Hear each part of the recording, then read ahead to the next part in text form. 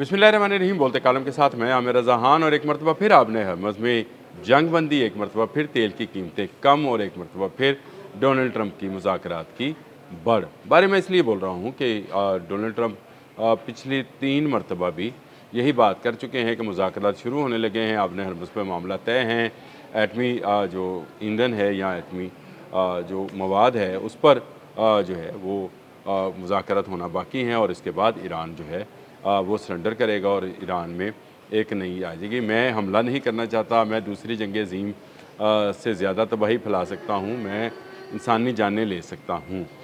ये फ़िरौनियत वाले जो अल्फाज़ हैं डोनाल्ड ट्रंप बोलते हैं, मुज़ाकरात की बात शुरू करते हैं, लेकिन फिर चंद दिनों के या चंद घंटों के वक्फ़े के बाद ये भी हुआ है। अपने अपने बयान में चंद घंटों से भी वो बदले, लेकिन अब तो वो चंद दिन शायद लेंगे, 2-1 रोज़ उनको चाहिए, क्योंकि उन्हें लगता ये है कि उन्होंने जो तैयारी कर रखी थी पहले हमले की, वो भी पूरी तरह से इम्प्लीमेंट नहीं हो सकी। दूसरा हमला जो 7 जुलाई से शुरू किया था, वो भी अपने मकासद हासिल नहीं कर सका। फिर उसके बाद जब उनको मार पड़ना शुरू हुई, मुख्तलिफ जो अड्डे हैं वो उड़ा के रख दिए ईरान ने, और ईरान ने साबित किया कि उसके पास वो तमाम तफसीलात और वो तमाम अहदाफ मौजूद हैं जिनको ताक ताक कर निशाना बनाया जा सकता है। यही वजह है कि इराक़ हो, बहरीन हो, कुवैत हो, अमान हो या उर्दन हो, सऊदी अरब हो, मुत्तहिदा अरब अमारात हो, तमाम अहदाफ को निशाना बनाने के बाद बड़ी बात की ईरान ने कि अब के अगर हमला हुआ तो फिर जो है ये इज़राइल जो है ये बाकी नहीं रहेगा और इज़राइल के तमाम अहदाफ को निशाना बनाया जाएगा। इस एक बयान के बाद ही डोनाल्ड ट्रंप जो है उन्होंने फ़ौरी तौर पर यू टर्न लिया और वो जो मैं अक्सर कहा करता हूँ बाजी डर गई, वो वाला मामला जो है सामने आया और उन्होंने कहा कि मैं तो हमला नहीं करना चाहता, इंसानी जानें नहीं लेना चाहता, मुज़ाकरात करना चाहता हूँ ताकि ईरान के साथ मामला जो हैं वो सीधे हों। लेकिन इसके साथ साथ वो अपना असला, अपने लोग जो हैं उसको सीधा किए जा रहे हैं, यानी अपनी हमायत में इजाफ़ा करते चले जा रहे हैं। बरतानिया का जो अड्डा है उसको इस्तेमाल करने की इजाज़त ले रखी है, बाकी अड्डे भी इस्तेमाल करने की इजाज़त लेंगे। मिडल ईस्ट में क्योंकि ईरान ने जंग को फैलाने की बात की थी, मिडल ईस्ट में से भी आवाज़ें आना शुरू हुई थी। फिर सऊदी अरब के प्रिंस जो हैं मोहम्मद बिन सलमान, उन्होंने भी इसमें किरदार अदा किया कि जंग बंदी में उन्होंने कहा कि ये तशवीश की बात है, इस तरह का हमला जो है या बड़े पैमाने पर जंग जो है ये अफोर्डेबल नहीं है, और वाकई अफोर्डेबल नहीं है उन तमाम ममालिक के लिए जो कि अमेरिका के मेज़बान बने हुए हैं। इन तमाम ममालिक में आहिस्ता आहिस्ता ये बात खुलकर सामने आ रही है कि मुत्तहिदा अरब अमारात हो या मिडल ईस्ट हो, गल्फ़ हो, जिसको जो भी इसका मशरिक़ वस्ता जो भी नाम दिया जाए, इन ममालिक की सिक्योरिटी को अमेरिका इंश्योर नहीं कर सकता है। ईरान के हाथों उन्होंने काफ़ी नुकसान उठाया है और उसमें तमाम अमरीकी फ़ौजी अड्डे जो हैं उन्हें तबाह किया गया है और इन फ़ौजी अड्डों में ओवरहालिंग का काम जारी है, यानी कहीं पर जो है हेलीकॉप्टर की वर्कशॉप को, कहीं जहाज़ों की वर्कशॉप को या उनके मेंटेनेंस सेंटर्स को, फिर उनके कम्युनिकेशन सेंटर्स को, फिर उनके जो हैं क्या कहते हैं उसको, कमांड एंड कंट्रोल सेंटर्स को, ये सैटेलाइट सेंटर्स को, बहुत सारे जो इस तरह की टेक्निकल सेंटर्स बनाए गए थे गल्फ़ के मुख्तलिफ़ इलाकों में, उनको ताक ताक कर ईरान ने निशाना बनाया था और ईरान ये जान गया था कि इनकी इंटरसेप्शन पावर जो है आहिस्ता आहिस्ता कम होती चली जा रही है। यानी अब तो एक अमेरिकन जनरल ने भी ये बात कह दी, उन्होंने कहा कि अब के हमला जो हुआ तो शायद इज़राइल उसको इंटरसेप्ट ना कर सके।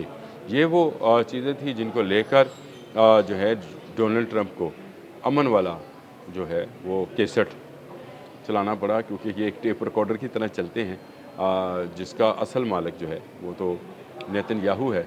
वो टेप का एक हिस्सा जो है वो जंग की तरफ उसने बढ़ा हुआ है। अगर आपने पुरानी टेप रिकॉर्डर्स देखे हों तो कैसेट हुआ करती थी साइड ए और साइड बी, और साइड ए जो थी वो जंग वाली है जिसमें डोनाल्ड ट्रंप कहते हैं कि मैं तबाह कर देंगा, बंदे मार देंगा, कुछ बाकी नहीं रहेगा।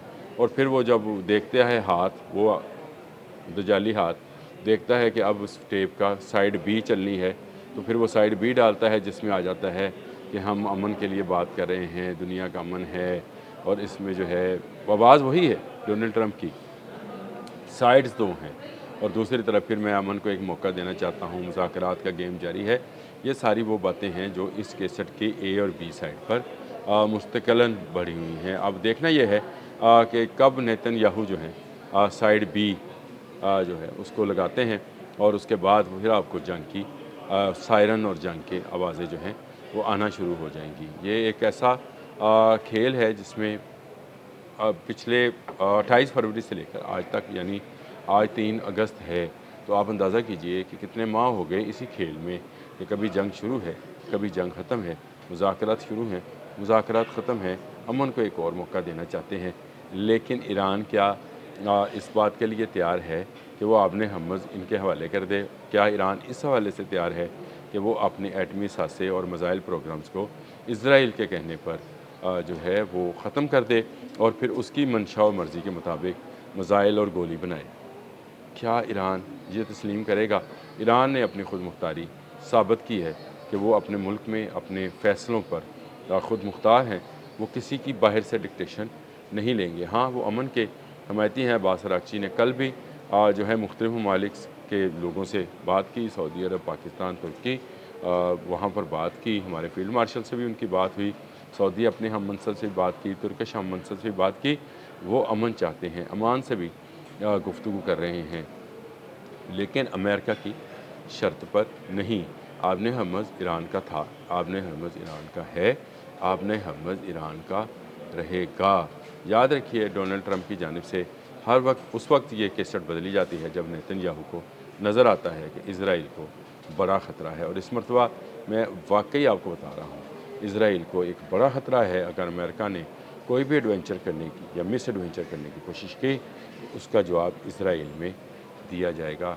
इसका अंदाज़ा नेतन्याहू को बखूबी है। तो चाहता ये है कि अमन में दोबारा से तैयारी की जाए, वो इंटरसेप्शन जो सिस्टम जो कमज़ोर हो चुके हैं उनको मजबूत बनाया जाए। आने वाले हमलावर मिसाइल्स जो हैं, बैलिस्टिक मिसाइल्स, उन पर जो है काम किया जाए या उन पर दस्तरस हासिल की जाए। उसके बाद ईरान को जवाब दिया जाए। ये जंग जो कि आबने हर्मज़ में भड़की है, अब बाबुल मंदर तक पहुंच गई है, ये इस तरह से ख़त्म होने वाली नहीं है। इसके लिए जो है इसराइल को जो है पीछे हटना होगा। उसको अपने जो उसकी मंशा है कि वो ग्रेटर इसराइल बनाए, जिसमें लेबनान, उर्दन, शाम, ये तमाम ममालिक भी शामिल हों। और अगर वो इसी मंशा पर काम करता रहेगा तो जंग बंद नहीं होगी। जंग बंदी के लिए इसराइल का वापस जाना ज़रूरी है, ट्रंप का बयान ज़रूरी नहीं, जो केसट का साइड ए और साइड बी लगाकर तेल की कीमतें ऊपर और नीचे कर कर तेल की कंपनियों को फ़ायदा पहुँचाते हैं। अब तक के लिए इतना ही। अल्लाह हाफ़िज़।